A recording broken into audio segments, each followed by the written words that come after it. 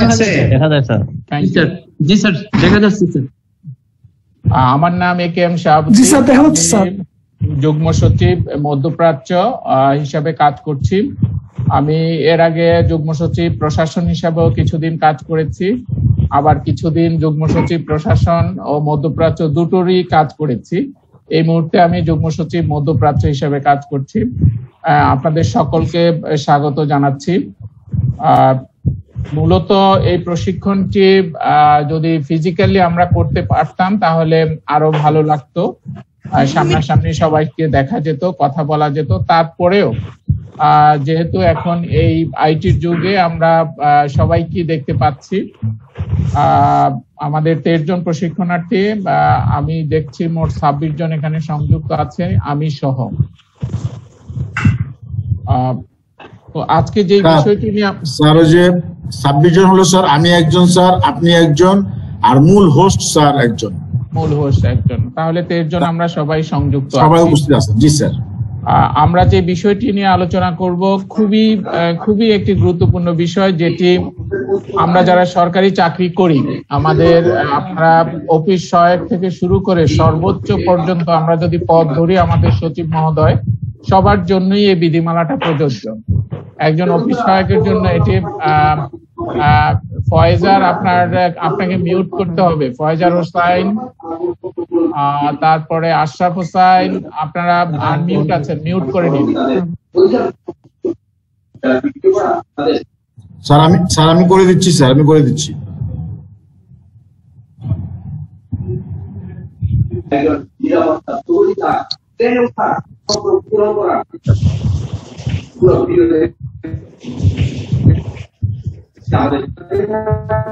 আপনারা যারা কথা বলবেন না একটু কাইন্ডলি মিউট করে রাখেন। যখন কথা বলবেন তখন শুধু আপনি আনমিউট করবেন। আমি মনোয়ার আলম আপনাকে আনমিউট অবস্থায় দেখছি, ফয়জার হোসেনকে আনমিউট দেখছি। দুজন মিউট করে নেবেন। এখন দেখা যাচ্ছে? পুরো ফেসটা দেখছেন স্যার? এখন দেখা যাচ্ছে? আর একটু পিছনে যেতে হবে মনে হয় স্যার। এখন ঠিক আছে স্যার। স্যার আচ্ছা, আমি কম্পিউটারে বসছি তো, ল্যাপটপে বসিনি, কম্পিউটারে বসেছি ওয়েব ক্যাম্পে, এই জন্য হয়তো একটু কেটে যাচ্ছে। আমরা যেটি বলেছিলাম যে এই বিধিমালাটি আমাদের একজন অফিস সহায়কের জন্য যেমন প্রযোজ্য, নিচের আমাদের আর সর্বোচ্চ পর্যায়ে যিনি আছেন সচিব মহোদয় বা সিনিয়র সচিব মহোদয়, তাদের জন্য প্রযোজ্য। সবার জন্য এই বিধিমালাটা প্রযোজ্য। তো বিধিমালায় আমাকে যেটুকু দায়িত্ব দেওয়া হয়েছে, এই বিধিমালায় যতগুলো আছে আমাকে দেওয়া হয়েছে 17 পর্যন্ত, অর্থাৎ বিধি 17 পর্যন্ত আমি আপনাদেরকে পড়াবো। আর বিধি 18 থেকে পরের যেগুলো আছে সেগুলো উপসচিব পরিমল সরকার পরের ক্লাসে পড়াবেন। অর্থাৎ আমি এই বিধিমালাটির আংশিক আপনাদের সাথে পড়াবো, ঠিক বলা যায় না, আপনাদের সাথে শেয়ার করব। আমি আমার পাওয়ার পয়েন্ট স্লাইডটি শেয়ার স্ক্রিন করে নিচ্ছি আপনাদের সাথে।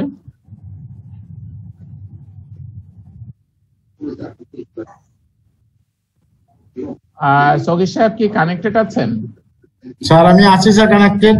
আমি শেয়ার স্ক্রিন করতে পারছি না, সম্ভবত কেউ শেয়ার স্ক্রিন করে রেখেছে। Mamata is sharing computer sound. মমতাকে বলতে হবে শেয়ারিং অফ করার জন্য।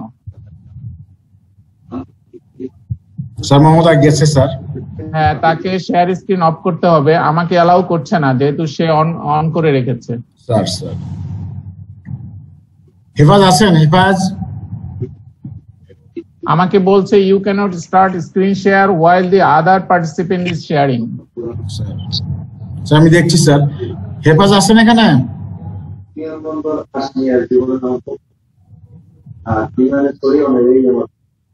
এই আনন্দ মানে আমি ঠিক করে দিচ্ছি স্যার। ঠিক করাই তো আছে।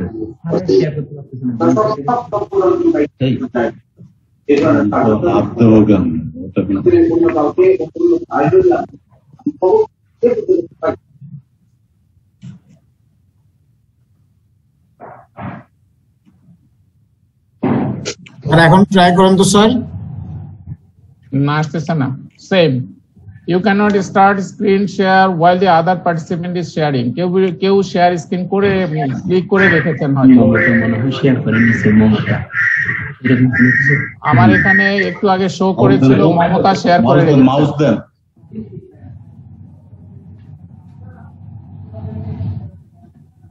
আমাদের আসসালামু আলাইকুম IT স্যার। হ্যাঁ হেফাজুর, আসসালামু আলাইকুম স্যার। স্যার শেয়ার করছে মমতা, এই জন্য সমস্যা হচ্ছে স্যার। মমতা হ্যাঁ আমার এখানে শো করছে তো মমতা শেয়ার করছে, তাকে অফ করতে বলেন, অথবা জি, স্যার। আপনি শেয়ার স্ক্রিন বাকিদের অফ করে দিতে পারেন। আমি ছাড়া। কি করতেছে? নাড়াচ্ছে কেন? হ্যাঁ, একটা মাউস দেন তো। জি।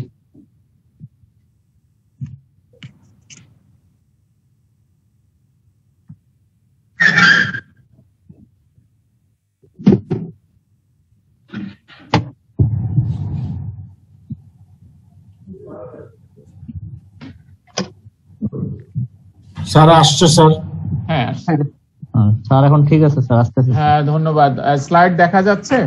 জি স্যার, থ্যাংক ইউ। যাচ্ছে স্যার। আমি যেটি বলেছিলাম, আমরা আজকে সরকারি কর্মচারী, অর্থাৎ এখানে কর্মচারী বলতে আমরা কর্মকর্তা কর্মচারী আলাদা বুঝাই, কিন্তু আমাদের আইনের ভাষায় কর্মচারী যেটি আমরা বলি পাবলিক সার্ভেন্ট, আমরা সবাই কর্মচারী। আইনের ভাষায় সদীর সাহেব একটু সেন্ট্রালি মিউট করে দেন সবাইকে। হেফাজুলকে বলেন আমি বাদে বাকিদের মিউট করে রাখতে।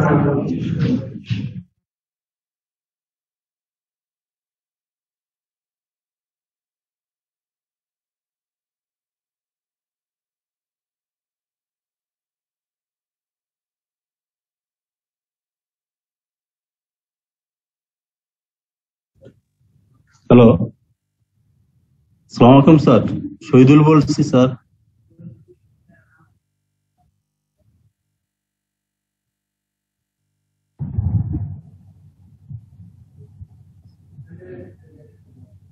শহীদ স্যার, যে স্যারও কিন্তু মিউট হয়ে গেছে, স্যারকে একটু আনমিউট করতে হবে। স্যার তো নিজে আনমিউট হবে, আমি তো করতে পারবো না এখান থেকে। স্যার আপনি আনমিউট করে ফেলেন স্যার। আচ্ছা ঠিক আছে, আমি তো আনমিউট ছিলাম। ওকে, শোনা যাচ্ছে আমাকে? স্যার শুনতে পাচ্ছি স্যার। আচ্ছা থ্যাংক ইউ। জি স্যার, শুনে বলছিলাম যে সরকারি কর্মচারী বলতে এখানে কর্মকর্তা এবং কর্মচারী আমরা আলাদাভাবে বলি, কিন্তু আইনের ভাষায় আমরা সবাই কর্মচারী। ইংরেজিতে যেটিকে বলা হয় পাবলিক সার্ভেন্ট। আমাদের আচরণ কি হবে সেটি সরকার নির্ধারণ করে দিয়েছেন একটি বিধিমালার মাধ্যমে। সেটি কি আমরা বলি সরকারি কর্মচারী আচরণ বিধিমালা 1979, অর্থাৎ এই বিধিমালায়। জি স্যার, স্যার শহীদুল বলছি স্যার, আপনি একটু স্লাইড মোডে দেন স্যার। ঠিক আছে। জি স্যার, জি থ্যাংক ইউ স্যার। যেটি বলছিলাম যে এই বিধিমালায় যা বলা আছে এবং এই বিধিমালায় যেটি আমাদের জন্য করণীয় এবং যেটি আমাদের জন্য বর্জনীয়, সেটি আমাদের সকল সরকারি কর্মচারীদের অনুসরণ করতে হবে। আর যদি না করি তাহলে কি হবে সেটিতে পরে আসি। যদি না করি কি হবে, তবে আমরা আশা করি করব না। প্রথমেই হলো যে এই বিধিমালাটি কাদের জন্য প্রযোজ্য। বাংলাদেশের অভ্যন্তরে বা বাহিরে বাংলাদেশ সরকারের অসামরিক চাকরিতে নিয়োজিত সকল সরকারি কর্মচারীদের ক্ষেত্রে, তারা কর্মরত অবস্থায় থাকুক, ছুটিতে থাকুক, অথবা অন্য কোনো এজেন্সি বা কর্তৃপক্ষ প্রতিষ্ঠানে প্রেষণে নিয়োজিত থাকুন, এই বিধিমালাটা প্রযোজ্য হবে। অর্থাৎ আপনি কর্মরত থাকুন আর ছুটিতে থাকুন, আপনি মূল কর্মস্থলে থাকুন, আমি আমার মূল কর্মস্থলে থাকি, বা সরকার যদি আমাকে প্রেষণে অন্য কোনো প্রতিষ্ঠানে নিয়োগ করে, সেক্ষেত্রেও আমার জন্য এই বিধিমালা প্রযোজ্য হবে। আর যাদের ক্ষেত্রে প্রযোজ্য হবে না, এখানে একটা তালিকা দেওয়া আছে যাদের ক্ষেত্রে এই বিধিমালাটা প্রযোজ্য হবে না, অর্থাৎ তাদের জন্য আলাদা বিধিমালা আছে। রেলওয়ে সংস্থাপন ক্ষেত্রে, মেট্রোপলিটন পুলিশের জুনিয়র যারা আছে, পুলিশ বাহিনীর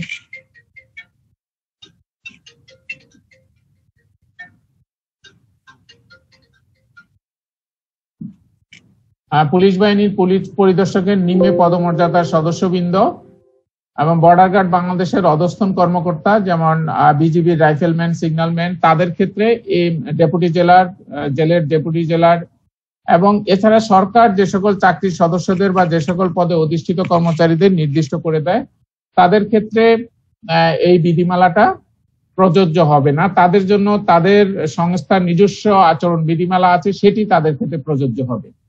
বাট আমরা যারা বেসামরিক চাকরি করি এই শর্তে আমাদের জন্য এটি প্রযোজ্য। সরকারি কর্মচারী এখানে কাকে বোঝাবে? সরকারি কর্মচারী অর্থাৎ ওই ব্যক্তি যার ক্ষেত্রে এই বিধিমালা প্রযোজ্য এবং সরকারি কর্মচারী পরিবারের সদস্য। এখানে দেখুন, সরকারি কর্মচারী বলতে আমাদের ফ্যামিলি মেম্বাররাও সরকারি কর্মচারীর মধ্যে অন্তর্ভুক্ত হবে।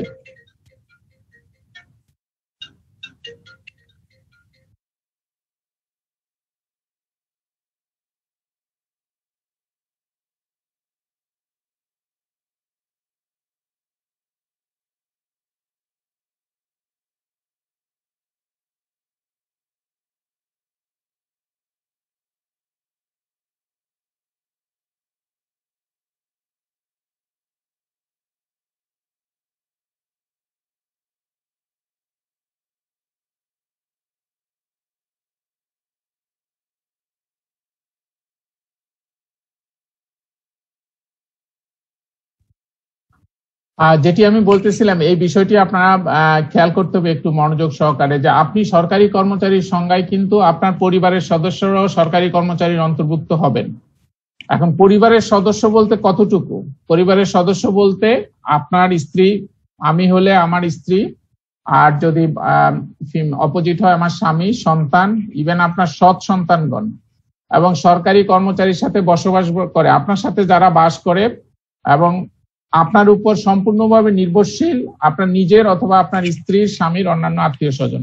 অর্থাৎ আপনার স্ত্রীর যদি আত্মীয় স্বজনও আপনার কাছে থাকে, যেমন আপনার শ্বশুর মারা গেছে, আমরা শাশুড়ি মারা গেছে, এখন আপনার ব্রাদার ইন ল, তার দেখাশোনার কেউ নাই, আপনি তাদের বরণ পোষণ বা আপনি পড়ালেখা তাদের চালান, এরকম কেউ যদি হয়ে থাকে, সেও আপনার পরিবারের সদস্য হিসাবে বিবেচনা হবে। অর্থাৎ এই বিধিমালা তাদের জন্য প্রযোজ্য হবে।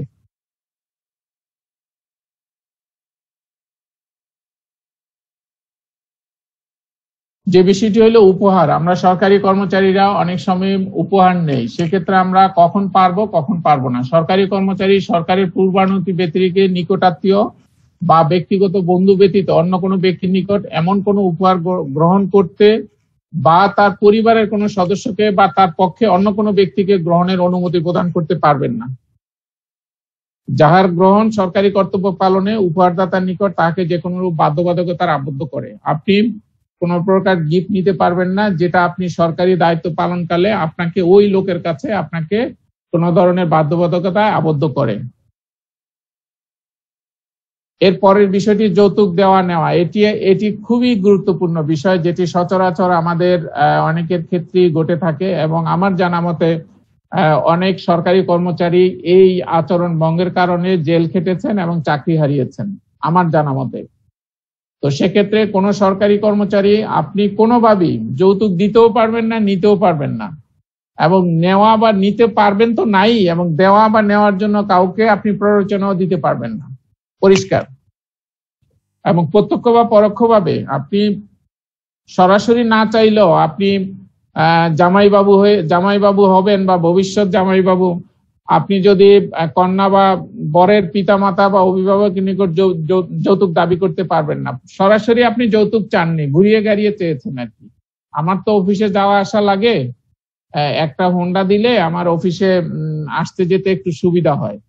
আপনি কিন্তু যৌতুক চাননি, আপনি চাইছেন যে আপনার অফিসে আসা যাওয়ার জন্য একটা ট্রান্সপোর্ট চেয়েছেন, বা একটা সাইকেল দিলে আমার একটু সুবিধা হয়।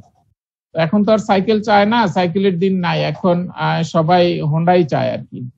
তো সেটাই এখানে বুঝিয়েছে যে আমি তো কোনো টাকা পয়সাও চাই না, কিছুও চাই না, আমি অফিসে আসা যাওয়ার জন্য একটা ট্রান্সপোর্ট চেয়েছি। সেটা হলো পরোক্ষভাবে, অর্থাৎ আমি ক্লাসে আছি, 3টায় ফ্রি হয়ে যাব। প্রত্যক্ষ বা পরোক্ষভাবেও আপনি কোনো যৌতুক দাবি করতে পারবেন না, যে স্যার আমি তো টাকা চাই নাই, কোনো কিছু চাই নাই তো স্যার, একটু সুবিধার জন্য একটা হোন্ডা চেয়েছি, বা ঢাকা শহর স্যার আমার টাকার কিছু নাই, আমাকে যদি স্যার একটু থাকার ব্যবস্থা করে দেয় শ্বশুর সাহেব, তাহলে আমার একটু সুবিধা হয় স্যার, আমি তো কোনো ফ্ল্যাট এইভাবে স্যার কোনো কিছু চাইতেই নেই স্যার। একটু ঘুরায় টুরায় আর কি। তো সেই ঘুরানো গাড়ানোটাকেই বলে পরোক্ষভাবে, ঘুরিয়ে গাড়িও চাওয়া যাবে না।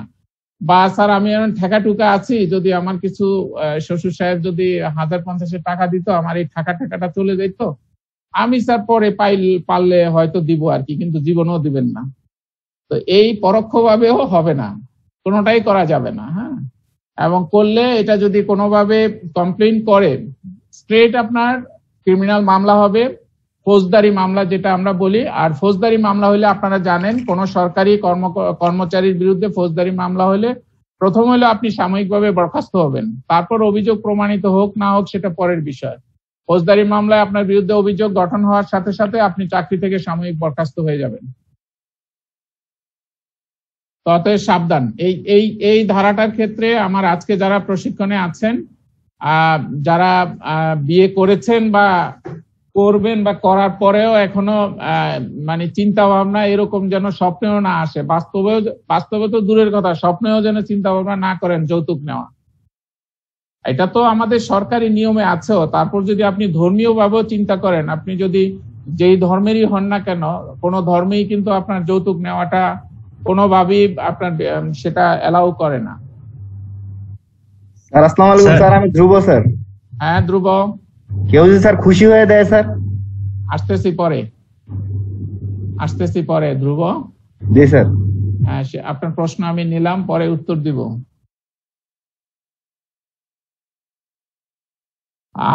না, উত্তর দিয়েই শেষ করে দেই, পরে মনে থাকবে না। ধ্রুব হলো খুশি হয়ে কি দিল আপনাকে? যদি স্যার খুশি হয়ে যৌতুক দেয় স্যার, কি করবো স্যার আমি তখন? সেই ক্ষেত্রে কি করণীয় স্যার? এই যে দিতে বা নিতে কোনোটাই পারবেন না। আর আমি দেখা গেল আমি নিলাম না স্যার, কিন্তু দেখা যাচ্ছে যে বাসায় সব ফার্নিচার কিনে দিচ্ছে স্যার, সেই ক্ষেত্রে স্যার? আপনি যদি না নিতে চান, আপনাকে দেওয়ার কোনো সুযোগ নাই। তার মানে আপনার মৌন সম্মতি আছে যে দিলে তো ভালোই হয়, আমি দেখলাম না আর কি। আপনি যদি স্ট্রিক্ট থাকেন যে না, আমি আমার শ্বশুর বাড়ি থেকে কোনো কিছু নিব না, পরিষ্কার, এবং আপনি আপনার হবু শ্বশুরকে বলে দিবেন, খবরদার আমার বাসায় যেন কোনো ফার্নিচার না ঢুকে, কোনো টিভি ফ্রিজ এগুলি যেন আমার বাসায় না ঢুকে, আমি এগুলো নিব না, দেখবেন যে একটাও ঢুকবে না। আপনি পরিষ্কার করে দিলে পরিষ্কার। আর আপনি যদি ওই যে ওইরকম থাকেন, ডান দিকে তাকায় থাকলেন, দেখ না অসুবিধা কি, তাহলে তো ঢুকবেই। স্যার মহাদেব সরকার। স্যার মহাদেব বলেন। আমার প্রশ্ন হলো স্যার, মেয়ের বাবা কিংবা ছেলের অভিভাবক যাই হোক, তারা যদি খুশিতে কিছু মানে বিয়ের দিনেই কিছু সরঞ্জাম দেয়, সেটা কি যৌতুকের আওতাভুক্ত হবে কিনা, এবং তাতে কোনো আইনি দণ্ড আছে কিনা? শুনেন, এখানে আমাদের যেটি ধ্রুব আর আপনার প্রশ্নটা কাছাকাছি, আর আপনাদের হিন্দু ধর্মের বিষয়ে এটা আরো কিছু রেওয়াজ আছে আমি জানি। তো যে বিষয়টি হলো এখানে এখন যেমন আমাদের গ্রামের দেশে বিয়ের সময় এখনো কিছু জিনিস দিয়ে দেয়, লেপ তোষক হাড়ি বাড়ি কিছু জিনিস দিয়ে দেয়। এখন যদি সামান্য কিছু দিয়ে দেয়, সেটা যদি আপনার চাওয়া না থাকে, আপনি চাইলেন না, কোনোভাবেই চাইলেন না, মন থেকে চাইলেন না, যেমন মনে মনে একটা চাওয়া থাকে, প্রকাশ করলেন না কি, লজ্জায় প্রকাশ করলেন না, সামাজিকভাবে মানুষের সামনে বলতে পারেন না, লজ্জা পান, কিন্তু মনে মনে ইচ্ছা আছে দিলে ভালো হয়, এরকম ইচ্ছাও যদি থাকে, তাহলে সেটা যৌতুকই হবে। আর যদি আপনার কোন রকম আপনি আপনার মনের কাছে পরিষ্কার থাকেন, ইফ ইউ আর ক্লিয়ার যে না আমি যৌতুক কোনোভাবেই নিব না, তারপরও যদি ছোটখাটো জিনিস দেয়, একটা ল্যাপ দিল, একটা তোষক দিল, এইটাতে আর কয় টাকা, কিন্তু ওরকম যৌতুক মনে করে কোনো কিছু চাওয়াও যাবে না। ওইটা আপনি আমার যদি ইসলাম ধর্মে বলি, আমি যদি আমার ইমানের কাছে পরিষ্কার থাকি, বিশ্বাসের কাছে পরিষ্কার থাকি যে না আমি যৌতুক নিবই না, তখন সেটাকে আপনি গিফট হিসাবে বিবেচনা করতে পারেন। তবে সেটা খুবই ছোট মূল্যমানের হইতে হবে, বড় মূল্যমানের না। Not LED TV, not fridge, ছোটখাটো জিনিস যেটা আমি বলেছি, যেমন ছোটখাটো লেপ তোষক সামান্য জিনিস যদি হয় সেটা নিতে পারেন, সেটাকে যৌতুক হিসাবে হয়তো আসবে না সেটা। আসসালামু আলাইকুম স্যার। হ্যাঁ হারুন। স্যার, যদি কেউ দুর্ঘটনায় পড়ে আহত হয় এবং তার কাছে যদি টাকা পয়সা না থাকে, সে কি কোনো আত্মীয় স্বজন বা শ্বশুর যদি সাহায্য করতে চায়, সেটা কি নিতে পারবে স্যার? সেটা পরে আসতেছি হারুন, সেটা পরে আছে, সেই ধারাটা আর একটু পরে আছে। আচ্ছা, যৌতুক নেওয়া যাবে না। জি স্যার। হাত ভাঙুক, ঠ্যাং ভাঙুক আর আদা মরা হয়ে যান, যৌতুক নেওয়া যাবে না। স্যার আমি যৌতুক নেওয়া যাবে না। Harun Rashid Asia wing sir. Harun sir already যারা যৌতুক নিয়ে বিয়ে করে ফেলছে তাদের জন্য করণীয় কিছু আছে কিনা স্যার? যারা যৌতুক নিয়ে করে ফেলেছে সেটা যদি তার বউ কমপ্লেইন করে কর্তৃপক্ষের কাছে, অবশ্যই তার বিধিসম্মতভাবে শাস্তি হবে। আর যদি তারা ইন দ্য মিন টাইম সমঝোতা করে মিলেমিশে থাকে, সেটা নিয়ে আর খোঁচাখুচি না করাই ভালো। জি স্যার, জি স্যার। কোন সরকারি কর্মচারী রাষ্ট্রপতির অনুমোদন ব্যতিরেকে কোনো বিদেশি পুরস্কার, পদবি, উপাধি গ্রহণ করতে পারবেন না। এটা সব বেসিক কর্মকর্তাদের জন্য। আমরা যদি কোনো পুরস্কার, পদবি বা উপাধি নিতে চাই, মহামান্য রাষ্ট্রপতির অনুমতি লাগবে। এটা আপনাদের জন্য হয়তো অত প্রযোজ্য না। এই জিনিসটা হয়তো আপনাদের জন্য কিছুটা প্রযোজ্য, যেমন কোন সরকারি কর্মচারী তার সম্মানে কোনো সভা বা কেবল তাকে প্রশংসা করার উদ্দেশ্যে কোনো বক্তৃতা বা তার সম্মানে কোনো আপ্যায়ন অনুষ্ঠান, সংগঠনে উৎসাহ প্রদান করতে পারবেন না। যেমন আপনাদের প্রত্যেক কর্মচারীরই একটা অ্যাসোসিয়েশন আছে, থাকতে পারে সেটা, কিন্তু আপনি সেই অ্যাসোসিয়েশনের নাম ধরে আপনি সভাপতি অ্যাসোসিয়েশনের আপনার সম্মানে একটা বিশাল অনুষ্ঠান আয়োজন করা, আপনি সেক্রেটারি, আপনাকে ক্রেস্ট দিয়ে বিশাল প্রশংসা করা এবং তার অনুসারে একটা বিশাল আপ্যায়ন অনুষ্ঠান আয়োজন করলেন, এগুলো করা যাবে না। কোন প্রকার গণজমায়েত করা যাবে না কোন কর্মচারীর সম্মানে, কারণ আমরা পাবলিক সার্ভেন্ট, আমরা পাবলিক রিপ্রেজেন্টেটিভ না। দুটো শব্দ ভিন্ন জিনিস, সবসময় মাথায় রাখবেন। পাবলিক রিপ্রেজেন্টেটিভ মানে জনপ্রতিনিধি, আর আমরা হলাম পাবলিক সার্ভেন্ট, একেবারে খাঁটি ভাষায় সার্ভেন্ট, পাবলিক সার্ভেন্ট। আমরা হলাম সরকারের কর্মচারী। সুতরাং আমাদের জন্য এই কোনো গণজমায়েত বা আমাদের এগুলো করা যাবে না। সরকারের কোন সুনির্দিষ্ট আদেশ। আমি সগির আহমেদ স্যার। হ্যাঁ সগির সাহেব। যদি আমি পার্টিসিপেন্ট না স্যার, তারপর এটা আমার একটু জানতে চাই স্যার, সেটা হলো যে আপনি পার্টিসিপেন্ট না হলে আপনি মডারেটর থাকতে পারেন। স্যার না স্যার, আমি জানতে চাচ্ছি স্যার এরকম যে আমরা হয়তো স্যার আমাদের কোনো একজন কলিগ স্যার ইসে গেল, রিটায়ারমেন্টে গেল স্যার, তো তার সম্মানে স্যার আমরা একটা বিদায় সম্বর্ধনা বা কিছু একটা যদি করতে চাই, এটা নর্মালি স্যার আমরা অনুমতি, সেক্রেটারির অনুমতি নিয়েই করি। এই ধরনের কিছু ক্ষেত্রে কোনো বাধা নিষেধ আছে কিনা? না, বাধা নিষেধ নাই, সেটি পরিষ্কার করা আছে, বিধিতে বলা আছে। কোন সরকারি কর্মচারীর বিদায় অনুষ্ঠান বা তিনি অন্যত্র বদলি হলে বা এই ধরনের কিছু করা যাবে, তবে সেটা অনানুষ্ঠানিক ভাবে।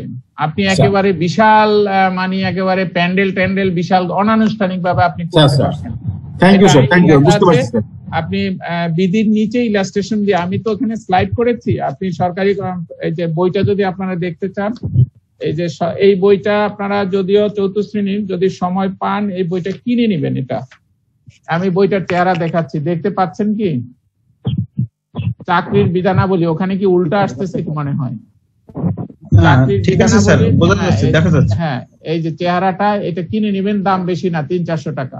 যেহেতু আপনারা স্যার আমরা গত 2 বছর স্যার যাদেরকে নিয়োগ দিয়েছি স্যার, প্রত্যেকটা স্যার বইটা আমরা স্যার ওরিয়েন্টেশনে আমরা দিয়েছি স্যার, অনেকের কাছে বইটা আছে। Thank you. তারপরে এটা আপডেট হয়, প্রতি বছর আপডেট হয়।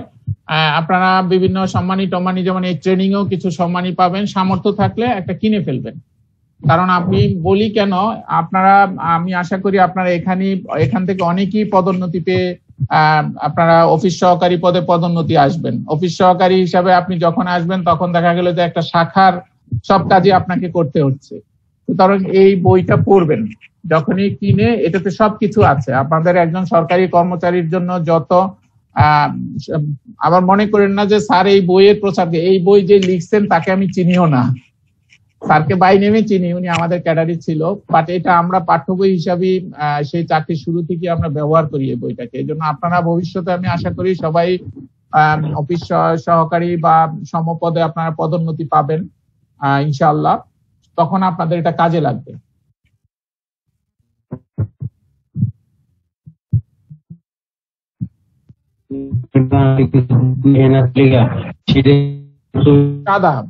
সরকারের সুনির্দিষ্ট কোন আদেশ বা নির্দেশের অধীনে কোন সরকারি কর্মচারী কোন তহবিল সংগ্রহ বলতে বা তহবিল অংশগ্রহণ কোন চাঁদা, আপনারা কোন চাঁদা কালেকশন করতে পারবেন না। কোন তহবিল বা কোন রকমের কোন চাঁদা সংগ্রহ করা যাবে না। যেটি হারুন আমাকে প্রশ্ন করেছিল, অর্থাৎ আমাদের যুগ্ম সচিব প্রশাসন মহোদয়ের সাথে আছেন অফিস সহায়ক হারুন, যে ধার দেওয়া বা ধার করা যাবে কিনা। হারুন যদি শুনে থাকেন, আপনার প্রশ্নের উত্তর এখানে আছে। কোন সরকারি কর্মচারী কর্তৃত্বের এখতিয়ার বহির্ভূত এলাকায় বা দাপ্তরিক কাজের সাথে সম্পৃক্ত কোনো ব্যক্তিকে অর্থ ধার দিতে অথবা ধার করতে পারবেন না। পরিষ্কার, কোনো ধার দেওয়া বা ধার করা যাবে না। তারপরে আপনি আপনার আত্মীয় স্বজন থেকে যদি ধার নিতে চান, সেটা আপনি বলেছেন অ্যাক্সিডেন্টের সময়, সেটা তো আপনি নিতেই পারেন, কারণ আপনি অ্যাক্সিডেন্ট হলে আপনার মানে আত্মীয় স্বজন থেকে না। কিন্তু আপনি যেখানে আপনার চাকরি করেন, আপনি চাকরি এলাকায় বা আপনার দাপ্তরিক কাজের সাথে রিলেটেড আছে এমন কোনো ব্যক্তি থেকে বা আপনার অফিসের কাজের সাথে তার সম্পৃক্ত আছে এরকম কোনো ব্যক্তি থেকে ধার নেওয়া এবং দেওয়া কোনোটাই ঠিক হবে না।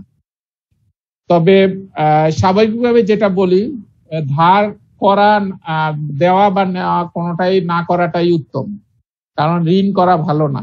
আমার যতটুকু আছে, আমার যদি বেতন 10,000 হয়, আমি চেষ্টা করব 10,000-এর ভিতরেই সবকিছু মিট আপ করা। ধার করা এটা কোনোভাবেই, কারণ ধার করা মানে আপনাকে এটা শোধ করতে হবে। তো সুতরাং এটি ধার করা বা ধার নেওয়ার অভ্যাসটা না থাকাই ভালো। তারপর একান্ত যদি বিপদ আপদ হলে সেটা তো বিপদ আপদের সময় নিতেই হবে, সেটা ভিন্ন বিষয়। স্যার, জি মহাদেব সরকার, বিধি নয়ে যে চাঁদার কথা উল্লেখ করা আছে, কিন্তু আমার প্রশ্ন হলো যে কোন আমাদের ইআরডি তো ইতিপূর্বে যে মানে আর্থিক সাহায্যের জন্য যেসব চাঁদা আদায় করা হতো, সেটা তাহলে কি গ্রহণযোগ্য নয় আর কি? যদি সেটা চাঁদা হিসাবে নেওয়া হয় তাহলে অবশ্যই গ্রহণযোগ্য নয়। কিন্তু আমরা যদি কোনো যেমন একজনের মিলাদ হবে বা ছোটখাটো তার ধর্মীয় অনুষ্ঠান, সেটির ক্ষেত্রে আপনি হয়তো নিতে পারেন, কিন্তু সেটিও সরকারিভাবে নিরুৎসাহিত করা হয়। না নেওয়াটা উত্তম, আমি বলবো না নেওয়াটা উত্তম। কোন সরকারি কর্মচারী তার কর্মস্থল, জেলা বা স্থানীয় এলাকার জন্য তিনি নিয়োজিত বা এলাকায় বসে স্থাবর সম্পত্তি অথবা বাড়ির কোনো ব্যক্তির নিকট আপনি 2,50,000 টাকার অধিক মূল্যে যাই কিনতে চান বা বিক্রি করতে চান, সরকারের অনুমতি নিতে হবে। 2,50,000 টাকার নিচে হলে লাগবে না, বাট 2,50,000 টাকার ঊর্ধ্বের স্থাবর বা অস্থাবর যাই কিনতে চান, আপনি কিনতে চান বা বিক্রি করতে চান, আপনার সরকারের অনুমোদন লাগবে, বিভাগীয় প্রধান বা সরকার, যার জন্য যেটি প্রযোজ্য। কোন সরকারি কর্মচারী বিক্রয়ের দায় অন্যভাবে বহির্বাংলাদেশে অবস্থিত কোন সম্পত্তি অর্জন, আপনি বিদেশে কোনো সম্পত্তি অর্জন বা হস্তান্তর করতে পারবেন না, পরিষ্কার এটি। কোন বিদেশি নাগরিক, বিদেশি সরকার বা বিদেশি সংস্থার সাথে কোনো প্রকার ব্যবসায়িক লেনদেন করতে পারবেন না, পরিষ্কার। এটি আপনাদের জন্য একটু প্রযোজ্য, এটি 11টা হয়তো আপনাদের জন্য অত প্রযোজ্য না, 2.5 লাখ টাকা লাগবে, কিন্তু 12টা আপনাদের জন্য প্রযোজ্য। আপনি সরকারের পূর্বাদন ব্যতিরিক্ত ব্যবসায়িক বা আবাসিক ব্যবহারের উপরে নিজে বা ডেভেলপার কোনো ভবন বা অ্যাপার্টমেন্ট ফ্ল্যাট নির্মাণ করতে পারবেন না বা ক্রয় করতে পারবেন না। নির্মাণ করতে হলে আপনাকে অবশ্যই দুটো জিনিস আপনাকে উল্লেখ করতে হবে, আপনার ব্যয় বা ক্রয়ের প্রয়োজনীয় অর্থের উৎস। আপনি যদি ফ্ল্যাট কিনতে চান, আপনাকে উল্লেখ করতে হবে আপনার টাকা কোত্থেকে আসছে, আপনি কি লোন নিয়ে কিনছেন নাকি আপনার প্রভিডেন্ট ফান্ডের টাকা দিয়ে, নাকি কোথা থেকে আপনি ফ্ল্যাট কিনছেন, সেই অর্থের উৎস সহ আপনাকে আবেদন করতে হবে, অনুমতি নিতে হবে, তারপর আপনি করতে পারবেন। আর যদি আপনি না করে থাকেন, পরে যদি আপনি অ্যান্টি কারাপশনে ধরা পড়েন, তাহলে আপনি বিশাল ঝামেলায় পড়ে যাবেন। সুতরাং আমি বলবো যে যারাই করেন এটা জনপ্রশাসন বা আপনার কর্তৃপক্ষ এটা সবাই দিয়ে দেয়। আপনি যদি সোর্সটা উল্লেখ করতে পারেন যে আমি প্রভিডেন্ট ফান্ড থেকে নিচ্ছি, আমি ব্যাংক থেকে এই লোন নিচ্ছি, বা আমার সঞ্চয় আছে, সঞ্চয়পত্র ভাঙাচ্ছি, আপনি যদি প্রমাণ বা আপনি বৈধ টাকা দিয়ে করবেন কিন্তু আপনি অনুমতি নিচ্ছেন না, অযথা হয়রানি হবেন। সুতরাং যারা বৈধ টাকা দিয়ে করছেন বা বৈধ সোর্স আছে, আপনি অবশ্যই অনুমতি নিবেন। আর অনুমতি না নিয়ে থাকলে, না নিলে আপনি পরে ঝামেলায় পড়বেন। আপনারা নিশ্চয়ই জানেন যে চাকরিতে প্রবেশের সময় আপনি আপনার কি সম্পদ আছে সেটি ঘোষণা দেন, এবং মানে আপনার যদি টাকা পয়সা সব তো দিবেনই, আর যদি আপনি 50,000 টাকার ঊর্ধ্বের আপনার গোল্ড থাকে সেটিও আপনি ঘোষণা করতে হবে, এবং এই ঘোষণাটি 5 বছর পর পর আপনার কর্তৃপক্ষের কাছে আপনাকে দাখিল করতে হবে।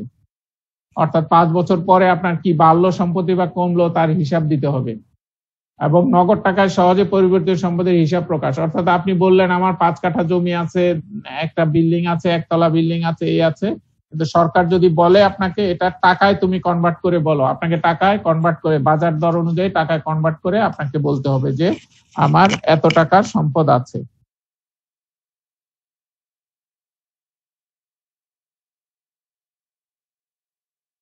ফটকাবাজি বিনিয়োগ, অর্থাৎ কোন সরকারি কর্মচারী ফটকা কারবারে বিনিয়োগে ফটকাবাজি করতে পারবেন না। মূলত যেসব জিনিসের দাম দ্রুত উঠানামা করে, বা যেমন ওই যে আমাদের বলে না, অনেক কর্মচারী আমার জানা মতে আমার অনেক আত্মীয় স্বজন প্রতারিত হয়েছে যে 1 লাখ টাকা জমা রাখেন আপনারা 2 লাখ টাকা দিয়ে দিব, বা রাখেন আপনারা ডাবল করে দিব, এরকম ফাঁদে পড়ে আমাদের অনেক কর্মকর্তা কর্মচারী হয়রানি হয়েছেন বা সবকিছু হারিয়েছেন। আমার জানা মতে আমার 2-3 জন অফিসারই তাদের রিটায়ারমেন্টের টাকা এরকম ফটকা কারবারে নিয়োগ করছে, পুরো টাকা শেষ, পেনশনের টাকা পুরোটাই শেষ। অতএব এই ধরনের কারবারে বিনিয়োগ করার আগে 5 বার চিন্তা করবেন, এবং আপনি নিজেও করতে পারবেন না। আর আমার থেকে পরামর্শ থাকবে এই ধরনের বিনিয়োগ না করার জন্য। বিনিয়োগ যেখানে করবেন আপনি সঞ্চয়পত্র কিনেন, আপনি 5 বছর মেয়াদি আপনি ডিপিএস করেন। ফটকা কারবারিতে আপনি নিজেও করবেন না এবং আপনি এখানে ইনভেস্টও করবেন না। সরকারি কর্মচারী এটি আপনাদের জন্য, এটি কর্মকর্তাদের জন্য। আপনি কোনো ব্যাংক বা অন্য কোম্পানি আপনারা এই পর্যায়ে যাওয়ার কথা না। তবে সমবায় সমিতি স্থাপনে অথবা ব্যবস্থার অংশ, অর্থাৎ আপনারা কোনো কোম্পানি স্থাপন নিবন্ধনে অংশগ্রহণ করতে পারবেন না, কিন্তু সমবায় সমিতি করতে পারবেন, নিবন্ধন করে এটা অংশগ্রহণ করতে পারবেন। আমাকে নির্দেশনা দেওয়া হয়েছে বিধি 17 পর্যন্ত, অতএব এই পর্যন্ত আমি থামবো, এটি লাস্ট। কোন সরকারি কর্মচারী সরকারের পূর্বাবেদন ব্যতীতে সরকারি কার্য ব্যতীত অন্য কোনো ব্যবসায় জড়িত হতে বা অন্য কোনো চাকরি বা কার্য করতে পারবেন না। পরিষ্কার, এটা না বোঝার কিছু নাই। আপনি যেই চাকরি করেন সেটি ছাড়া আপনি অন্য কোনো চাকরি ব্যবসা কিছুই করতে পারবেন না যদি সরকারের পূর্বানুমতি নেন। আপনি কিছু করতে চাইলে, যেমন আপনি যদি 9টা-5টা অফিস করে আপনি যদি সন্ধ্যার পরে ছোটখাটো, যেমন আমার ব্যক্তিগত পিয়ন আগের অফিসে যে ছিল, খুবই অনেস্ট ছেলে, সে 9টা-5টা অফিস করে বাসায় গিয়ে সন্ধ্যার পরে ওই বিক্রি করতো, এরকম ওই প্যান্ট শার্ট এগুলো কিনে এনে বিক্রি করতো আর কি। সে এখনো করে। তো সেটি করতে হলে আপনার অথরিটি থেকে একটা অনুমতি নিয়ে নেবেন। আপনি আপনার চাকরির বাইরে যাই করতে চান, যে কোনো ব্যবসা করতে চান বা অন্য যাই করতে চান, আপনাকে অনুমতি নিতে হবে। অনুমতি না নিয়ে আপনি করতে পারবেন না। এই ছিল আমার বিধি 17 পর্যন্ত। এখন হলো যে আপনাদের কোনো প্রশ্ন থাকলে আমি উত্তর দিব, আর প্রশ্ন না থাকলে শেষ করবে আপনাদের পরবর্তী বক্তা 3টায় শুরু করবে। 18 থেকে তিনি পরের ধারাগুলো পড়াবেন। 18 থেকে শুরু করে সর্বশেষ ধারা হলো আপনাদের এখানে 34টি ধারা আছে, অর্থাৎ 18 থেকে 34 যে বিধি আছে, বিধি, সেগুলো আপনাদের পরবর্তী বক্তা উপস্থাপন করবে।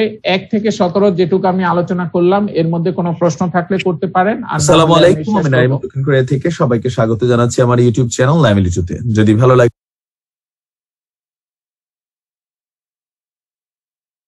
কোত্থেকে কি বাজলো কিছু বুঝলাম না। কারো কোনো প্রশ্ন আছে? মনোয়ার, আপনাকে আনমিউট দেখা যাচ্ছে, আপনি কি কিছু বলতে চান?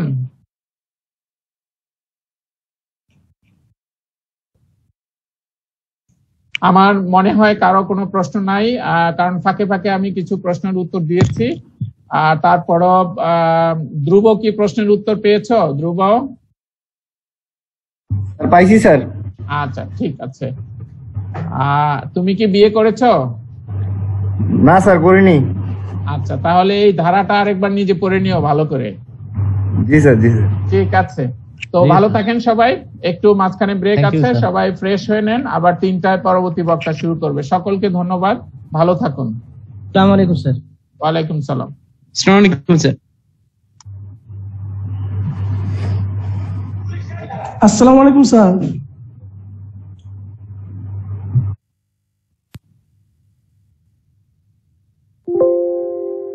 অতিরিক্ত রক্তক্ষরণের কারণেই আপনার হাইপোভোলেমিক শকের কারণে সে মারা গিয়েছে। আর এটা ময়নাতদন্তের রিপোর্ট যিনি করেছেন আমাদের ডাক্তার সাহেব, তিনি বলেছেন। এরপরে মূলধারার গণমাধ্যম ফরেন বডি নামক একটা জিনিস ব্যবহারের কারণে তার বিশেষ অঙ্গে অতিরিক্ত রক্তক্ষরণের কারণেই আপনার হাইপোভোলেমিক শকের কারণে সে মারা গিয়েছে।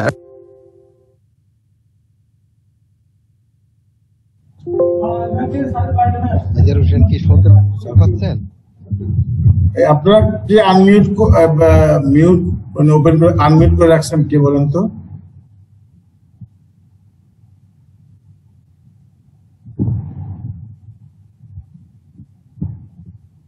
আপনারা আছেন সবাই?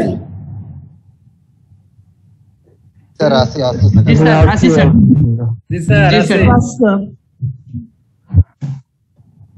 আনমিউট করে ফেলছিলেন কি আবার আপনার ওই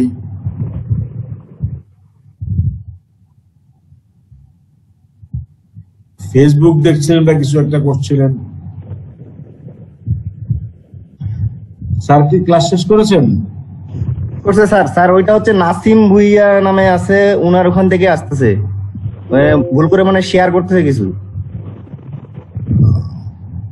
নাসিম ভুইয়া ওই যে ফয়জুল ইসলামের সঙ্গে আছে, এগুলো করবেন না। হ্যাঁ, এগুলো করবেন না।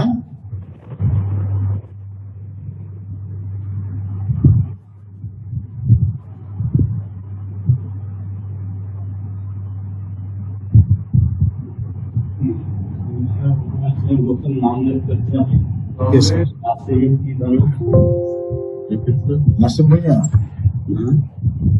কে? নাসিম ভুইয়া আছে স্যার আমাদের, ওর ওখান থেকে তো এটা বাঁচতেছে না, বন্ধ করছে। এটা কে? নাসিম ভুইয়া ও স্যার হয়েছে কি, ও ওখান থেকে এসে আবার ফজলের সঙ্গে কথা করতেছে। ওকে তো কথা শোনা যায় না। কি লেখছে? না, ভুইয়া কি লেখা? নাসিম ভুইয়া ওই যে YAN আছে পরে, এই যে নাসিম ভুইয়া এখানে ক্লাস করতেছে। নাসিম ভুইয়া আপনি আমাকে শুনতে পাচ্ছেন? হ্যালো, জি আসসালামু আলাইকুম। আপনি তো আপনার রুমে নাই, আমি জানি, আমি এখানে দেখতেছি, কিন্তু আপনার রুমে কে অন করছিল? আপনাকে কথা বলতে পারেন না বলে আমরা শুনলাম কেমনে সাউন্ড আপনার এখান থেকে? ওই ইয়াতে হয়েছিল আর কি, টিপটিতে গিয়ে হয়েছিল। আমার কথা শুনেন, আপনি যেটা বলছেন আমাকে যে আপনার এখান থেকে আপনি কথা বলতে পারেন না, তো আপনি যদি কথা বলতে না পারেন তাহলে আমি এটা শুনলাম কোত্থেকে? সগীর স্যার শুনতে পাচ্ছেন? হ্যাঁ বলেন। হ্যাঁ, এতক্ষণ অনেকক্ষণ একেবারে মিউট ছিলাম, টেকনিক্যাল ফল্ট। আচ্ছা ঠিক আছে, আপনি একটু মিউট থাকেন, আমি একটু কথা বলে নেই। নাসিম ভাইয়া, আপনি আমাকে বুঝতে পারছেন আমি কি বলতে চাচ্ছি? আপনি আপনার অবজেকশনটা হলো যে আপনার রুম থেকে আপনি কথা বলতে পারেন না, দ্যাট মিন্স কথা বললে আমরা শুনবো না। তাহলে আপনার রুমে ভুলে চাপ পড়ুক, যেটাই পড়ুক না কেন, তাহলে আমরা শুনলাম কিভাবে? ওই যে চিপ ইয়া করছে তো, ইয়া করতে গিয়ে করছিল ভুলে আর কি। না, আপনি আমাকে বুঝাইতে পারতেছেন না। আপনি আমার রুমে আসেন একটু, রুমে আসেন একটু।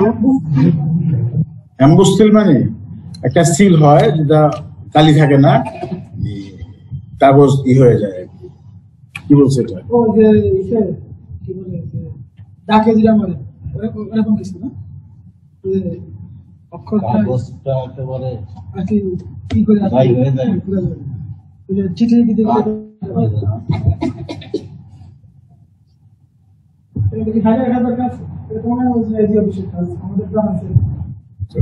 কথা হচ্ছে, কথা বলতে।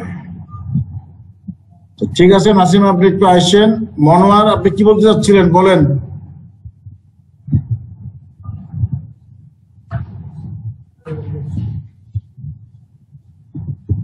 মনোয়ার কি বলতে চাচ্ছিলেন? মনোয়ার আলম ভুঁইয়া,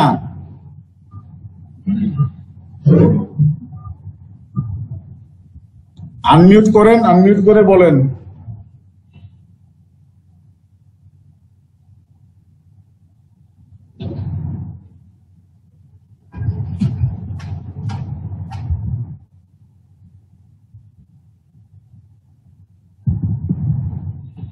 মনোয়ার, আমি আপনাকে শুনতে পাচ্ছি না, আপনি আনমিউট করেন, আনমিউট করেন।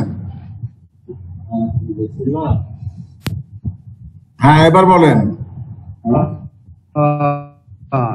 হ্যাঁ বলেন, আপনি এতক্ষণ একটা অঙ্গভঙ্গি আমি মিউট ছিলাম।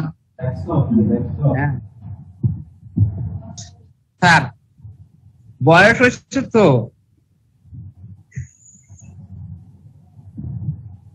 বয়স হয়েছে আপনার, তাই না? ওকে, ঠিক আছে, আপনারা সবাই সাক্ষী, মনোহরের বয়স হয়ে গেছে। না না, আমি বলি মনোহরের বয়স হয়ে গেছে। আমরা নরমালি আসলে বলতেও পারি নাই। আচ্ছা, আমার কথা এখন শুনেন।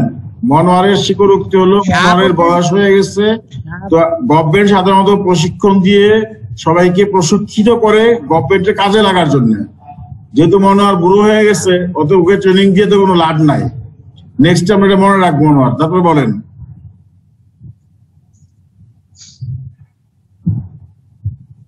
শাহাবুদ্দিন স্যারের লেকচার শুনতে পারি নাই, কিছু বলতেও পারি নাই, বোবা হয়েছিলাম আর কি। আপনি আমার কথা শুনছেন তো?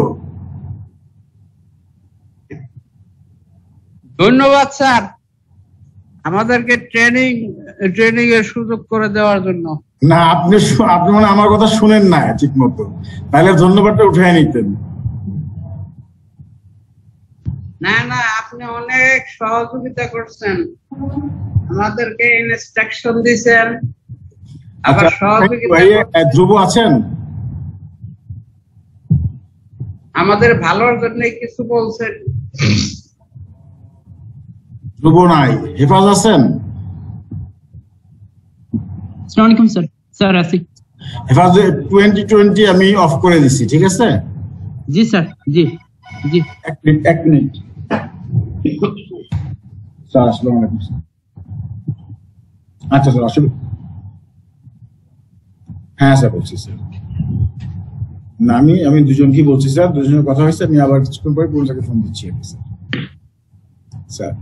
ও স্যার, আপনি তো এই লাইনে আছেন, আমি ভুলেই গেছিলাম। আমি আপনার কাছে কেন করতেছি?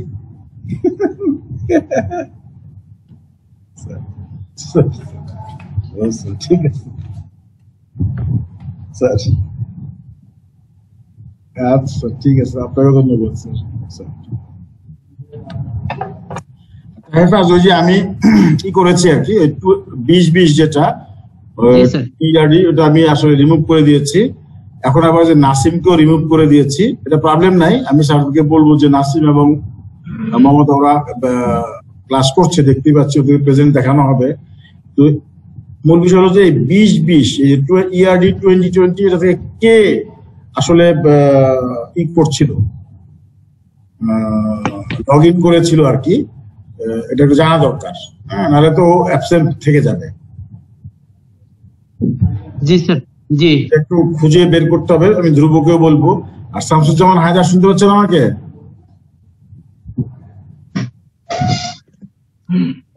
শামসুজ্জামান হায়দার,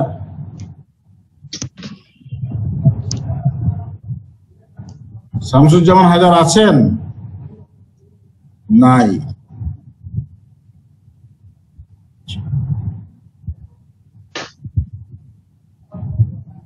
আর কাকে বলবো?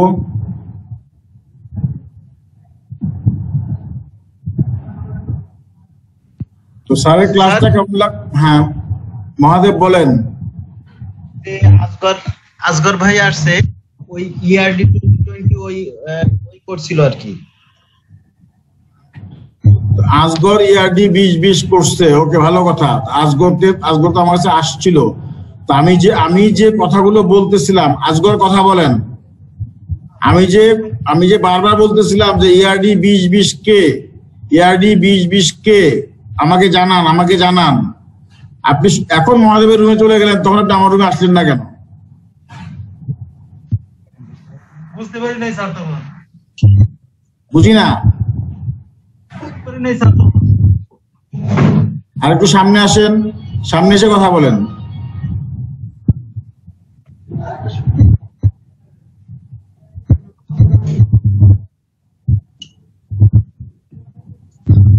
আসগর বলেন।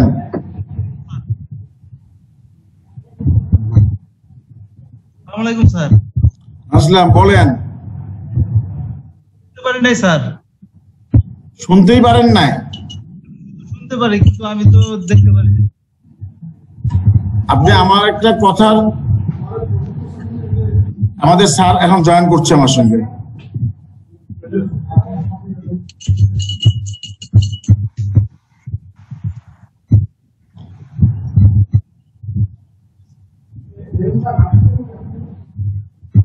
স্যার আসসালামু আলাইকুম স্যার। স্যার আপনাকে স্বাগতম স্যার। কি ক্লাস শুরু হচ্ছে না? কি ক্লাস তো আগেটা চলতেছে নাকি? না স্যার, আগেরটা চলতেছে না স্যার, ওদের যে 10 মিনিট স্যার ব্রেক আর কি স্যার। ও আচ্ছা আচ্ছা, 3টা স্যার আপনি শুরু করবেন আর কি স্যার। আচ্ছা ঠিক আছে স্যার, আমি ওদের সঙ্গে একটু কথা বলি স্যার। মানে তার মানে এখন আমি তোর স্ক্রিন শেয়ার করা যায় তাই না? হ্যাঁ হ্যাঁ করা যায় স্যার, আপনি করতে পারেন স্যার, কোনো প্রবলেম নাই। অথবা স্যার আপনি ক্লাস শুরু করে দিতে পারেন স্যার। তার আগে স্যার আমি 2 মিনিট সময় নিচ্ছি স্যার, ওদের সঙ্গে একটু কথা বলছি স্যার আমি। আচ্ছা ঠিক আছে স্যার, আপনি স্যার করেন। হ্যাঁ আজগর আপনি ক্লাস শেষ করে আমার এখানে আসবেন। আজগর আমাকে শুনতে পাচ্ছেন? আপনি ক্লাস শেষ করে আমার এখানে আসবেন। স্যার আপনি শুরু করেন স্যার। স্যার ক্লাস শুরু করছে, আপনার মনোযোগ সহকারে স্যার ক্লাসটা। এই সগীর, আপনি তো ওনাদেরকে 10 মিনিটের ব্রেক দিচ্ছেন না? তাহলে ক্লাস শেষ হয়ে যাবে স্যার, সমস্যা নেই। এরপরে আবার ইনজাস্টিস হবে না তো নাকি? না না না স্যার, আপনি বিজি স্যার, দেখা যাবে স্যার বরঞ্চ ক্ষতি হবে স্যার যদি আপনি বিজি হয়ে চলে যাতে ক্লাসটা যদি ঠিক মতো না হয় আর কি স্যার। সো আপনি শুরু করে দেন স্যার, ইনশাল্লাহ সমস্যা নাই স্যার।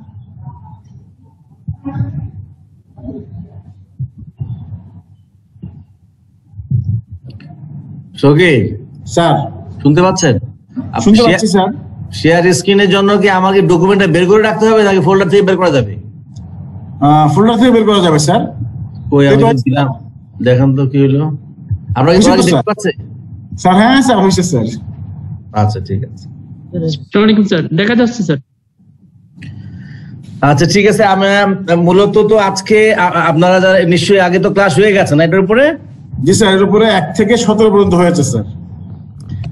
আচ্ছা আগে আমি বলে নেই, আমার নাম পরিমল সরকার, আপনারা দেখতে পাচ্ছেন। আমি উপসচিব হিসেবে কাজ করছি ইয়ারডিতে 3 বছরের বেশি সময় হয়ে গেল, মানে যাওয়ার সময় প্রায় হয়ে যাচ্ছে, কিন্তু এক অর্থে টেনিউর প্রায় শেষ পর্যায়ে।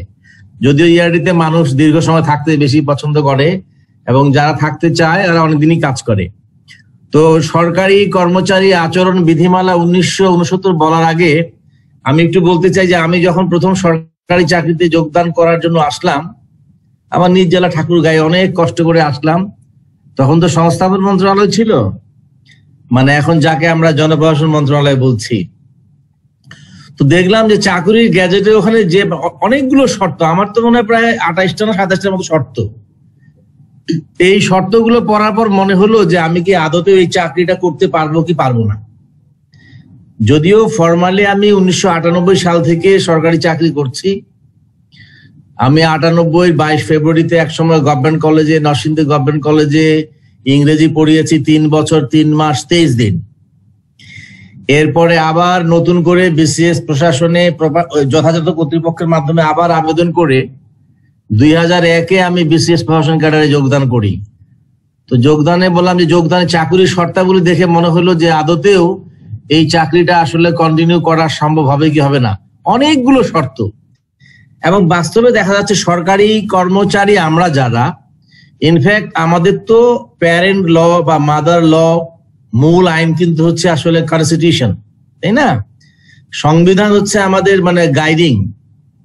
বাংলা গণপ্রজাতন্ত্রী বাংলাদেশ সংবিধান, এটাকে বলা হয়ে থাকে এটা তো একটা কনস্টিটিউশন, এটা বলা হয়ে থাকে মাদার ল। তো সংবিধানে কিন্তু আপনারা কি আমার কথা শুনতে পাচ্ছেন? জি স্যার, পারছি স্যার। তো সংবিধানে কিন্তু বলা আছে যে এবং আমরা কিন্তু প্রত্যেকে আসলে কর্মচারী। যদিও ট্রেডিশনালি এবং প্র্যাকটিস প্রথার মধ্যে আমরা এখনো কর্মকর্তা কর্মচারী দেখি, এটি কিন্তু এক অর্থে কিন্তু এক ধরনের আচরণ পরিপন্থী কাজ আমার কাছে মনে হয়। This is not fair. যখন আপনার সংবিধানে মূল আইনে বা মাদার লয়ে যেখানে কর্মচারী থাকবে, পরবর্তীতে আসলে কর্মকর্তা শব্দটি ব্যবহার করা আসলে সমীচীন নয়। তো যাই হোক, আমার কাছে মনে হচ্ছিল যে এতগুলো শর্ত কিভাবে করব, এইভাবে দেখতে দেখতে 98 থেকে এখন 2021, তাই না? বেশ সুদীর্ঘ সময় পার হয়ে গেল। হয়তো আর মাত্র হয়তো 8টি বছর আছে। আমি চিন্তা করি যে সরকারি কর্মচারী আচরণের জন্য যে এটা একটা ফ্রেম, কিন্তু আমরা একটা ফ্রেমের মধ্যে বসবাস করছি, এবং এখানে সুনির্দিষ্টভাবে বলে দেওয়া আছে যে আপনি এবং আমরা আসলে কি করতে পারবো এবং কি করতে পারবো না।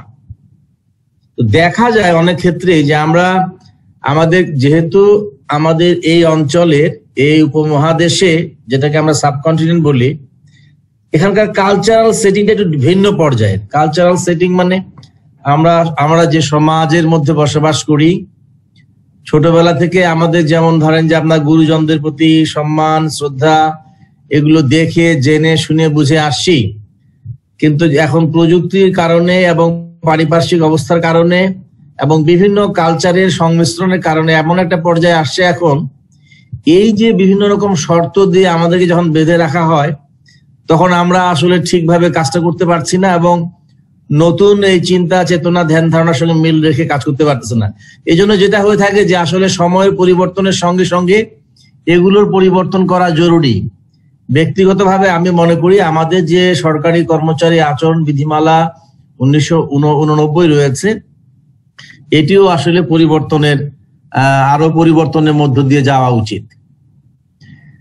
এখন প্রথমেই দেখছি ভুল দেখতেছে, কি ব্যাপার, আমাদের কি 17 ছিল না, 17 থেকে না স্যার 17 পর্যন্ত পড়িয়েছেন স্যার, 18 থেকে মানে 20 আবার 18 থেকে বললাম। আচ্ছা ঠিক আছে, তাহলে আপনারা নিশ্চয়ই সরকারি কর্মচারী আচরণ বিধিমালা আপনারা তো আগে যে অংশগুলো পড়েছেন। এখন বাকি অংশটুকু আমরা আলোচনা করব। আলোচনার আগে আমি আরো 2-1টি কথা বলে নিতে চাই যে এখানে আসলে আচরণ বিধিমালায় যে কথাগুলো বলা আছে, অধিকাংশ ক্ষেত্রে বা অনেক ক্ষেত্রে আমরা কিন্তু মানে এই আচরণগুলো যা আমাদের করা উচিত, যেটা আমাদের জন্য শোভনীয়, যেটাকে বলা হয়ে থাকে বিকামিং, আমরা আসলে এর কিছু বিচ্যুতি দেখি অনেক ক্ষেত্রে, আমাদের ক্ষেত্রে এবং অনেকের ক্ষেত্রেও। কিন্তু এখন যেহেতু আমরা সরকারি কাজে যুক্ত, প্রজাতন্ত্রের আমরা কর্মচারী, ন্যাচারালি আমাদের যে সিস্টেম এবং প্রক্রিয়ার মধ্যে আছি, যে অনুশাসনের মধ্যে আমরা রয়েছি, আমাদের কিন্তু আসলে এর বাইরে যাওয়ার কোনো সুযোগ নেই। এটার পরিবর্তন না হওয়া পর্যন্ত নতুন কোনো আচরণ করার আমাদের কিন্তু সুযোগ নেই। তো প্রথমে আমরা দেখেন যে শব্দটি দেউলিয়াত্ম ও অভ্যাসগত ঋণগ্রস্ততা। আমরা যখন ম্যাজিস্ট্রেসি আপনার বিচার কার্য পরিচালনা করেছিলাম, ম্যাজিস্ট্রেসি করেছি, তখন দেখি যে অনেক লোকজন এরকম আছে যে তারা হয়তো কোনো বিজনেস করছে, একসময় টাকা পয়সা নেই, অনেক সময় ব্যাংকরাপসি হয়ে গেছে, তখন ওরা অনেক সময় কোর্টের কাছে গিয়ে নিজেকে বলে যে আমি দেউলিয়া হয়ে গেছি, আমার পক্ষে আর এই যে পাওনাটুকু আছে এটিকে আর পরিশোধ করা সম্ভব না এবং এটা করার মতো আমার কিছুই নেই। অনেক সময় দেখবেন যে এগুলো কিন্তু কোর্ট থেকে তারা অর্ডারও নিয়ে আসে। এখন আমরা যারা স্বাভাবিকভাবে মানুষ জীবনযাপন করি, আমরা কিন্তু দেখি যে আপনার ঋণের যে বিষয়টুকু, ধার করা বা কর্য করা, বা আমি হঠাৎ করে একটা ঠেকায় পড়লাম, আমার একটা প্রয়োজন হলো, অপরিহার্য একটা প্রয়োজন, আমরা কিন্তু আমাদের বন্ধু বান্ধব, আত্মীয় স্বজন এবং নিকটজনের কাছ থেকে কিন্তু আমরা এই ধারটা করি। এবং দেখা যায় যে বাংলাদেশ, ইন্ডিয়া, শ্রীলঙ্কা, পাকিস্তান, এই অঞ্চলের মানুষগুলো এরা আপনার সংস্কৃতিগত ভাবেই কিন্তু আপনার একটু টানটুন পড়লে আরেকজনের বাসা থেকে জিনিস নিয়ে আসে, রান্নায় লবণে টান পড়লে প্রতিবেশীর কাছ থেকে গিয়ে নিয়ে আসে। তো সংস্কৃতিগত ভাবে কালচারাল সেটিং এর দৃষ্টিকোণ বিবেচনা নিয়ে দেখা যায় যে আমরা কিন্তু অনেকেই এই ধার করার মধ্যে বা ঋণ করার প্রক্রিয়ার সঙ্গে আমরা আসলে যুক্ত। এখন দেখুন, এটি আসলে কখন আপনার এই আচরণ পরিপন্থী হবে, যদি এটি হ্যাবিচুয়াল হয়। হ্যাবিচুয়াল মানে আপনি অভ্যাসগত ভাবে কন্টিনিউয়াস আপনি ঋণ গ্রহণ করছেন, অনেক সময় দেখা গেল যে খুব যৌক্তিক কারণ ছাড়া আপনি গ্রহণ করছেন বা আমরা গ্রহণ করছেন, এগুলো কিন্তু আপনার সরকারি কর্মচারী হিসেবে আমাদের জন্য শোভনীয় না। যে কারণে বলা হয়েছে প্রথমেই দেখবেন যে সরকারি কর্মচারীকে অবশ্যই অভ্যাসগত ঋণগ্রস্ততাকে পরিহার করতে হবে, মানে করিতে হইবে, যে সাধু ভাষায় এগুলো লেখা। যদি কোনো সরকারি কর্মচারী দেউলিয়া বলে বিবেচিত বা ঘোষিত হয়, তার বেতনের ক্রোকযোগ্য অংশের পুরোটাই যদি এক নাগারে 2 বছর কাল পর্যন্ত দায়বদ্ধ থাকে, অথবা যেই পরিমাণ টাকার জন্য আপনার ক্রোক করা হয়েছে স্বাভাবিক অবস্থায় তা যদি 2 বছরের মধ্যে পরিশোধ করা সম্ভব না হয়, তাহলে তিনি এই বিধির বিধান ভঙ্গ করিয়াছেন বললে গণ্য হইবে। 1 আবার যদি না তিনি প্রমাণ করতে সক্ষম হন যে এই দেউলিয়াত্ব, 1 বছরের মধ্যে পরিশোধ করা সম্ভব না হয়, তাহলে তিনি এই বিধির বিধান ভঙ্গ করিয়াছেন বললে গণ্য হইবে। আবার যদি না তিনি প্রমাণ করতে সক্ষম হন যে এই দেউলিয়াত্ব 1 বছরের মধ্যে পরিশোধ করা সম্ভব না হয়, বা ঋণগ্রস্ততা এমন একটি ঘটনার ফলশ্রুতি যা তিনি স্বাভাবিক তৎপরতা দ্বারা পূর্বে বুঝিতে সক্ষম হননি, অথবা যার উপর তার কোনো হাত ছিল না, এবং যাহা কোনো অবিবেচনা প্রসূত বা অপব্যয়ের অভ্যাসজনিত কারণে সৃষ্ট নয়। যদি কোনো সরকারি কর্মচারী নিজেকে দেউলিয়া হিসেবে ঘোষণা করার জন্য আবেদন করেন বা দেউলিয়া হিসেবে বিবেচিত বা ঘোষিত হন, তাহলে তিনি সেই সম্পর্কে তৎক্ষণাৎ অফিস বা বিভাগীয় প্রধান বা মন্ত্রণালয়ের সচিব বা যেই ক্ষেত্রে যিনি হন, যার ক্ষেত্রে যা প্রযোজ্য তার নিকট রিপোর্ট করবেন। আসলে বিষয়টা হচ্ছে, আমি যেমন ধরুন এখন করোনায় দেখবেন অনেক সরকারি হয়তো অনেক কর্মচারী আপনি যদি সরকারের বিষয়টা বাদ দেন, দেখবেন অন্যের ক্ষেত্রে দেখবেন যে অনেকেই এই কোভিড এর কারণে, কিন্তু কোভিড এর শকের কারণে অনেকে চাকরি হারিয়েছে, ঢাকায় থাকতে পারে না, চলে গেছে। আমরা এত সৌভাগ্যের মধ্যে আছি, এটি চিন্তা করতে পারবেন না। বাংলাদেশে একমাত্র সরকারি কর্মচারী যারা আমরা কিন্তু আপনার এই করোনার মধ্যেও আমাদের যা বেতন ভাতা বাজি সুবিধা এগুলো কিন্তু আমরা পেয়েছি। দেখবেন আত্মীয় স্বজন অনেকেই ঢাকা থেকে চলে গেছে, চাকরি চলে গেছে, আর ঋণগ্রস্ত হয়ে পড়ছে, যা সম্পদ ছিল সহায় সম্পদ বিক্রি করে দিয়েছে। অথবা আমি ধরেন একজন সরকারি কর্মচারী, আমি এমন একটা বিপদের মধ্যে পড়ছি, আমার সামর্থ্য রয়েছে ধরুন মনে করেন 10 লক্ষ টাকার মতন আমার ট্রিটমেন্ট করার জন্য, এখন দেখা গেল যে আমার 20-25 লক্ষ টাকা বা 50 লক্ষ টাকা লেগে গেছে, এটার জন্য আমি ধার করছি, এবং দেখা গেল যে এটি আসলে 1 বছরে 2 বছরে 3 বছরে এটি হচ্ছে না, আমাকে বারবার ধার করতে হচ্ছে। যদি আপনি যৌক্তিক কোনো কারণ দেখাতে পারেন যে এই কারণে আপনি ঋণগ্রস্ত হয়েছেন, কিন্তু আসলে আপনি বা আমি কিন্তু আমরা হ্যাবিচুয়াল অফেন্ডার না, অভ্যাসগত আমরা অপরাধী না, সেই ক্ষেত্রে কিন্তু এটি আপনার সেই বিবেচনার মধ্যে আসবে না। তার মানে সহজ কথা হচ্ছে যে আমাদের আসলে অকারণ, অপ্রয়োজনীয়, অযৌক্তিক ঋণ গ্রহণ করার প্রবণতা আমাদের কমিয়ে আনতে হবে, পরিহার করতে হবে। এর মধ্য দিয়ে আসলে এই বিষয়টুকু বোঝানোর চেষ্টা করা হয়েছে। তারপরে যদি আমরা দেখি সরকারি দলিলাদি ও তথ্য ফাঁস, সরকারি কর্মচারী হিসেবে কিন্তু আমাদের যে আমরা বললাম যে সরকারের অনুশাসন আমাদের মেনে চলতে হবে, আমাদের গুরুত্বপূর্ণ তথ্য বা দলিল যা আছে এগুলো কিন্তু সংরক্ষণ করা দায়িত্ব আমাদের এগুলো যথাযথভাবে মেনে চলতে হবে। এখন সেই কাজ করতে গিয়ে যদি দেখা যায় যদি কোনো সরকারি কর্মচারী সরকার কর্তৃক এই উদ্দেশ্যে সাধারণ বা বিশেষভাবে ক্ষমতাপ্রাপ্ত না হয়ে কোনো সরকারি দলিল পত্রাদির বিষয়বস্তু তথা যা সরকারি দায়িত্ব পালনকালে অফিসিয়াল উৎস হইতে বা অন্য কোনো ভাবে তার দখলে আসিয়াছে, অথবা সরকারি কর্তব্য সম্পাদনকালে তাহার কর্তৃক প্রস্তুত বা সংগৃহীত হইয়াছে, তাহা প্রত্যক্ষ কিংবা পরোক্ষভাবে অন্য কোনো মন্ত্রণালয়, বিভাগ বা ডিপার্টমেন্টে কর্মরত কোনো সরকারি কর্মচারীর নিকট অথবা অন্য কোনো বেসরকারি ব্যক্তির নিকট অথবা সংবাদ মাধ্যমের নিকট প্রকাশ করিতে পারিবেন না। বিষয়টা হলো, আমরা যখন আইনের ভাষাগুলো পড়ি না, এগুলো আসলে এক হচ্ছে সাধু ভাষায় লেখা, আর এমন বড় বড় বাক্য, এগুলো হচ্ছে কমপ্লেক্স বাক্য, যার ফলে বুঝতে অনেক সময় প্রথমবার পড়লে বুঝতে একটু কষ্ট হয়, 2-3 বার পড়লে দেখবেন যে বিষয়টুকু আপনাদের কাছে ক্লিয়ার হয়ে যাবে। বিষয়টা হলো, আপনি গভর্নমেন্টে কাজ করেন, আমি সরকারে কাজ করি, সরকারের যে গুরুত্বপূর্ণ দলিল, ইভেন দেখবেন যে আমাদের যেমন নথি আছে, নথির শ্রেণীবিন্যাস আছে, আবার আমাদের কিছু ক্লাসিফাইড ডকুমেন্ট আছে, আমার সরকারি কাজে বা দায়িত্ব পালনের কারণে